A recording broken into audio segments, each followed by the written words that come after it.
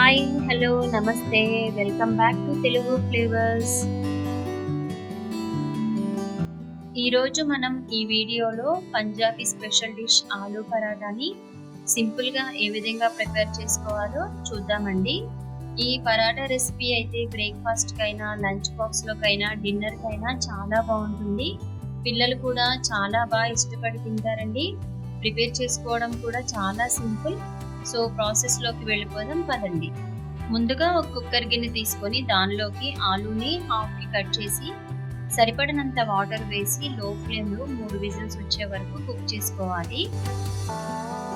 ఆలు చల్లగా అయిన తర్వాత పైన ఉన్నటువంటి పొట్టు మొత్తాన్ని క్లీన్గా తీసి పెట్టుకోవాలి. ఆలుని మెత్తగా మ్యాష్ చేసుకోవాలండి. ఎక్కడ పీసెస్ అనేది లేకుండా ఎంత వీలైతే అంత మెత్తగా మ్యాష్ చేసుకోండి. ఇందులోకి సన్నగా కట్ చేసిన ఉల్లిపాయలు, టేస్ట్కి సరిపడినంత ఉప్పు, పసుపు, కారం, ధనియాల పొడి, గరం మసాలా పౌడర్, కొంచెం నిమ్మకాయ జ్యూస్ కూడా వేసి కలుపుకోవాలి. మీకు ఇక్కడ కావాలంటే ఆమ్చూర్ పౌడర్ కూడా వేసుకోవచ్చు. పిండి మొత్తాన్ని మంచిగా కలిపి మూత పెట్టి పక్కన పెట్టుకోవాలి. ఇప్పుడు ఒక వేరే బౌల్ తీసుకొని అందులోకి గోధుమ పిండి వేసుకొని కొంచెం ఉప్పు, కొంచెం ఆయిల్ వేసి ఆయిల్, ఉప్పు పిండి మొత్తానికి మంచిగా కలిసేలాగా కలిపి కొంచెం కొంచెం వాటర్ వేసుకుంటూ మనం చపాతీ పిండి ఏ విధంగా అయితే సాఫ్ట్గా కలుపుకుంటామో ఆ విధంగా కలిపి పెట్టుకోవాలి. మీరు ఇక్కడ కావాలంటే కొంచెం పెరుగు కూడా యాడ్ చేసుకోవచ్చు.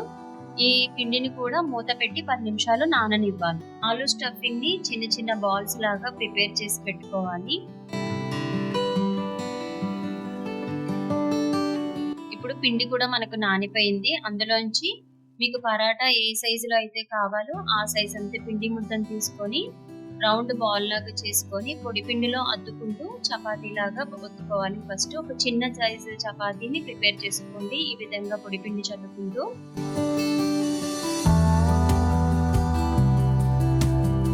ఇప్పుడు ఇందులో మనం ప్రిపేర్ చేసుకున్నటువంటి ఆలూ స్టఫింగ్ పెట్టి సైడ్స్ అన్నిటిని ఈ విధంగా దగ్గరగా ప్రెస్ చేసుకుంటూ మళ్ళీ ఒక చిన్న బాల్ లా చేసుకొని ఈ విధంగా ప్రెస్ చేసుకొని పొడిపిండి చల్లుకుంటూ లైట్ గా ఒత్తుకోవాలండి. మరీ గట్టిగా మనం చపాతీ పామినట్టు పాముకూడదు. కొంచెం లైట్ గా ఈ విధంగా ప్రెస్ చేసుకుంటూ మనం పరాటాన్ని ఒత్తుకోవాలి. మరీ పలుచగా చేయాల్సిన అవసరం లేదండి. కొంచెం మీడియం థిక్నెస్ ఉండేలాగా పరాటాన్ని ప్రిపేర్ చేసి పెట్టుకోవాలి. ఈ విధంగా ప్రిపేర్ చేసి పెట్టుకోవాలి.